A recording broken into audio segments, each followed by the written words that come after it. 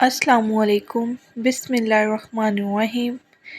کیا آپ جانتے ہیں کہ سردی میں فجر کی نماز ادا کرنا عشق ہے؟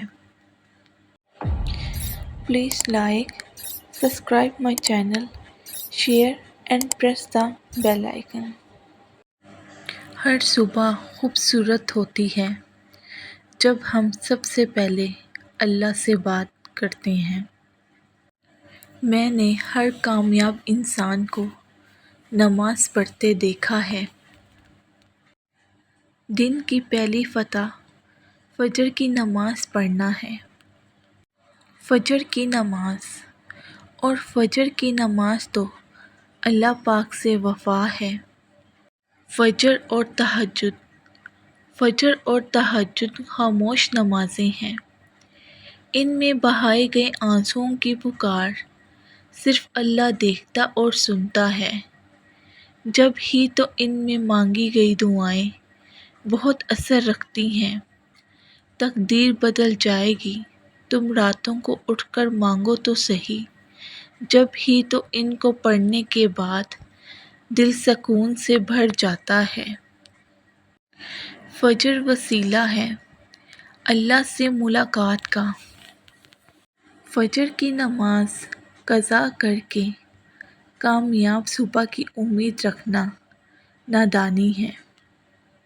فجر کا وقت ہوتا ہی اتنا پرسکون ہے کہ چرند پرند، ہوائیں، گھٹائیں، آسماں، یہاں تک کہ کائنات کی ہر چیز اللہ کی تسبیح کرتی ہوئی دکھائی دیتی ہے۔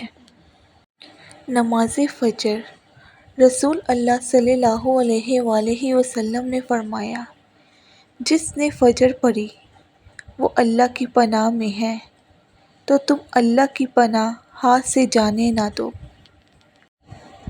نماز فجر میں ایک صف بھی نہیں بڑھتی۔ صبح ہوتے ہی موبائلوں سے دین برستا ہے۔ سر جھکانے سے نمازیں ادا نہیں ہوتیں، دل جھکانا پڑتا ہے عبادت کے لیے۔ اگر کامیابی چاہتے ہو تو نمازی بن جاؤ، کیونکہ نماز کے بغیر کوئی بھی کامیابی ممکن نہیں۔ بے شک اس آیت میں کتنا حوصلہ ہے نا۔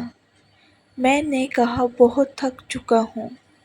فرمایا اللہ کی رحمت سے مایوس نہیں ہونا۔ بہترین ہے نا وہ رستہ جس کی منزل اللہ کی طرف لے جائے۔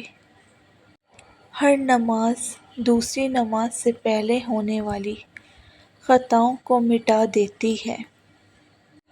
اور جس دن تم نماز فجر کی فضیلت کو جان لو گے تو پھر کبھی نماز فجر قضا نہیں کرو گے۔ صرف جائے نماز وہ جگہ ہے جہاں رو لو تو سامنے والا تماشا نہیں بناتا۔ نماز شیطان کی شکست اور مومن کی جیت ہے۔ قم فصلی فإن فی الصلاۃ شفاء۔ اٹھ نماز پڑھ کیونکہ نماز شفا ہے۔ بے شک سحری کے بعد فجر کی نماز میں جو سجدے میں جو سکون ملتا ہے وہ کہیں اور نہیں ملتا۔ بے شک فجر کا سجدہ باقی تمام سجدوں سے زیادہ پرسکون ہوتا ہے۔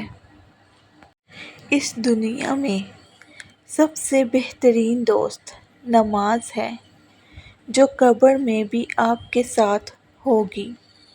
نماز کو محبت سمجھ کر ادا کرو گے تو اللہ پاک اگلی نماز کے لیے تمہیں خود کھڑا کرے گا۔ فجر کی 2 رکعتیں دنیا اور جو کچھ اس دنیا میں ہے سب سے بہتر ہیں۔ ہمارا ہر کام آسان ہوگا جس دن کا پہلا کام نماز ہوگا۔